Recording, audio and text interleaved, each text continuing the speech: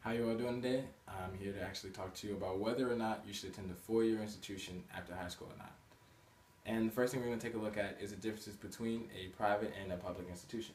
So one thing you can see here is that attending a public institution is going to be significantly cheaper versus attending a private institution. Typically it's going to be $10,000 to $30,000 less. And that's just typically because private institutions aren't subsidized by the government as much, so they are going to put that added cost in your tuition. Now, if you decide to attend a public school, what you are going to see is about a $10,000 to $15,000 difference between an in-state and out-of-state student's tuition, and that's just going to be an incentive for schools to bring in more in-state students. So the next thing we're going to see here is the average increase over the last decade for tuition. So we're seeing about a 5% increase on average for tuition over the last decade. However, that's only versus a 4.2% increase in the private sector's workforce's salary. So what does that mean for the average family? It means that the tuition that you're paying for your student is going to be increasing faster than your actual salary. And that can present some problems, especially in the middle class section of the United States. So who is attending college? So we have a few graphs here, and one of the things you are going to see is that on average, women are attending college more often than men. We're also going to see that the upper middle class section of the United States is going to be attending class more often than those who are in lower middle class section of the United States.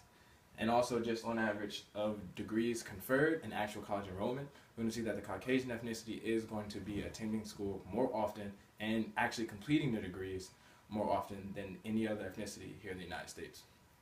So, taking in all this, so what are your other options if you're not going to go to school? So one of the things you can take a look at here is that the benefits of saying joining something such as the military. So joining the military is going to be quite a time commitment for someone. Typically it's going to be several years, and one of the things that you are going to get out of that is that they are going to completely pay for your college education.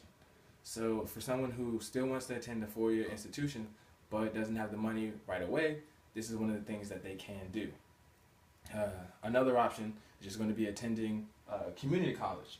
So community college on average is going to be about $25 to $100 per credit, which is going to be about $100 to $150 cheaper than any four-year institution. So you are going to be saving a significant amount of money on your degree. However, community colleges only go up to 2 years. But another benefit of a community college is that typically community colleges will have a guaranteed admissions program into a local four-year institution.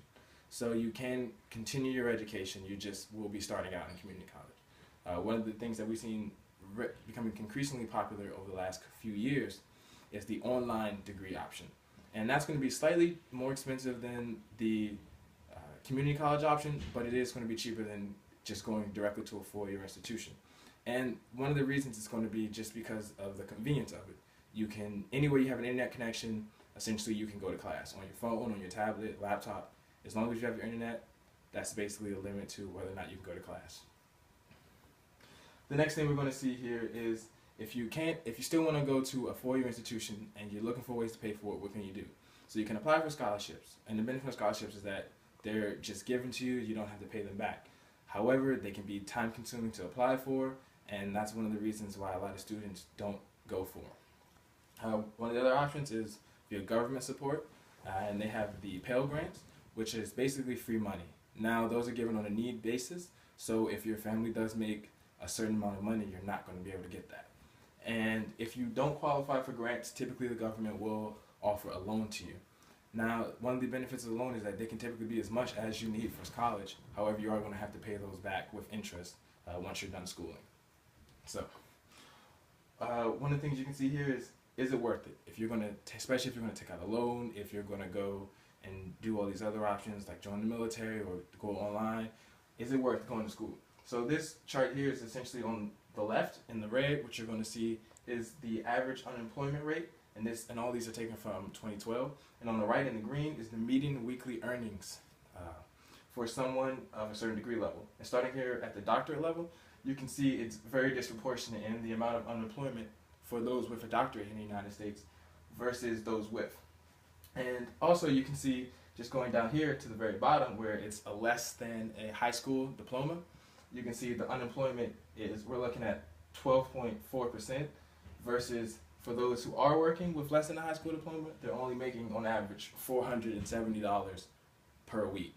And that's very disproportionate versus those making $1,624 a week for having a doctorate. That's almost 4 times as much. So you can also see here just the average lifetime earnings that we do have for people making certain education levels. So of course, going back, if you are at a doctorate level, you're making about $3.2 million in your lifetime. And even going further, for those who have a doctorate and still decide to get more certificates and more degrees, we have the professional degree level, which is $3.65 million in your lifetime. And that's just versus those with a high school diploma, which is just about $1.3 million. So you're looking at making more than twice as much money for just getting a doctorate versus just having a high school diploma. And even for those who just get a bachelor's degree, and that's your average 4-year degree, you're still making almost twice as much as those with just a high school diploma. So going on from there, you can look at just how much will you end up owing if you do decide to go to a 4-year institution, and you are going to have to go through an option that's just not paying for the school outright.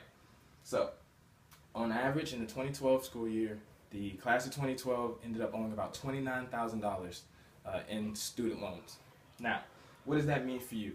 So if you have $29,000 in student loans, on average, it'll take you about 7.5 years to repay that.